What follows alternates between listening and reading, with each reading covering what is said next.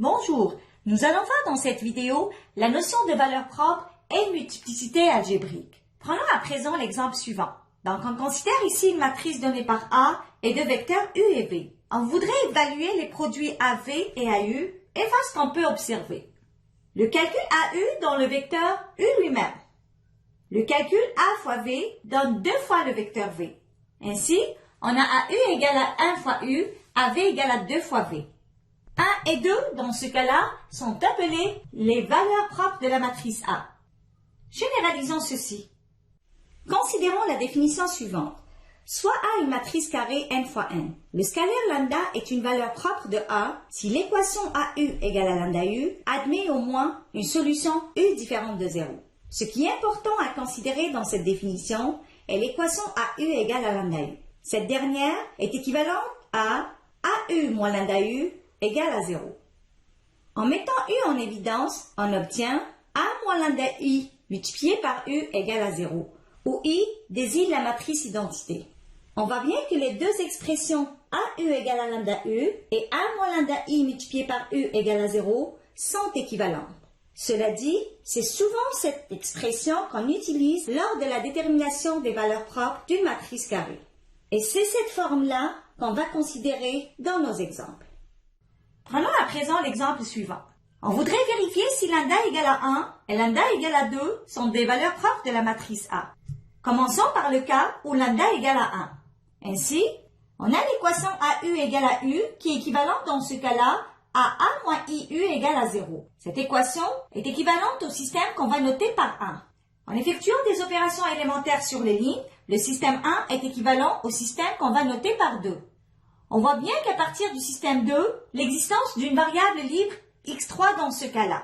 Ainsi, on peut déduire que le système 2 admet une solution U différente de 0.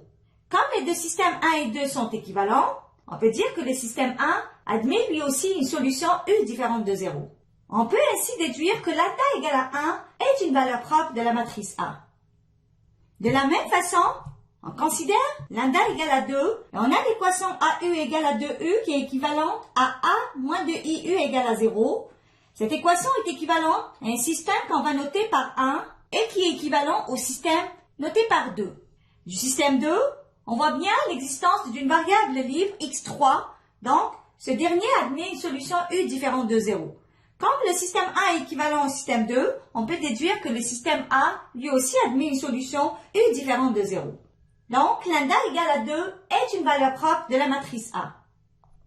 Introduisons maintenant la notion de polynôme caractéristique. Pour cela, on a la définition suivante. Soit A est une matrice carrée n fois n. Le polynôme caractéristique de A est le polynôme en lambda de degré n défini par PA de lambda égale au déterminant de A moins lambda I, où I désigne la matrice identité. Considérons maintenant l'exemple suivant. On voudrait dans ce cas-là déterminer le polynôme caractéristique de la matrice donnée par A. Pour cela, on a PA de lambda qui est égal au déterminant de A moins lambda I. Donc, en effectuant une opération élémentaire sur les lignes, qui est dans ce cas-là L1 de 2 de moins 3, c'est-à-dire que la ligne 1 va être remplacée par la ligne 1 moins 3 fois la ligne 2. On obtient ainsi cette expression. En calculant maintenant le déterminant, on arrive à déterminer le polynôme caractéristique factorisé 1 moins lambda multiplié par lambda moins 2 au carré. La proposition suivante va nous permettre de déterminer les valeurs propres d'une matrice A carrée. Donc, soit A est une matrice n fois n. Un nombre scalaire lambda est une valeur propre de A si et seulement si lambda est une racine du polynôme caractéristique PA de lambda. Considérons à présent l'exemple 4. Ici, on a la matrice A. On voudrait déterminer les valeurs propres de cette dernière. Donc, la première étape consiste à déterminer le polynôme caractéristique PA de lambda. En effectuant l'opération L1, 2 de moins 1, c'est-à-dire que la ligne 1 va être remplacée par la ligne 1 moins la ligne 2, on obtient à la première ligne moins lambda, lambda 0, et les deux autres lignes restent inchangées. On peut mettre en évidence lambda à la première ligne et on obtient l'expression suivante. En calculant notre déterminant, on trouve notre polynôme étant égal à moins lambda carré multiplié par lambda moins 3.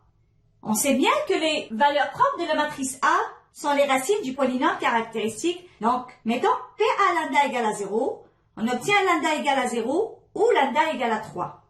Donc, les valeurs propres de la matrice A sont lambda égale à 0 et lambda égale à 3. Considérons maintenant la notion de multiplicité algébrique. Donc, la multiplicité algébrique de la valeur propre R de A, une matrice n fois n, et sa multiplicité en tant que racine du polynôme caractéristique de A. C'est le nombre entier S supérieur égal à 1 tel que PA de lambda qui est égal au déterminant de A moins lambda I est égal à lambda moins R à la puissance S multiplié par P lambda avec PR différent de 0.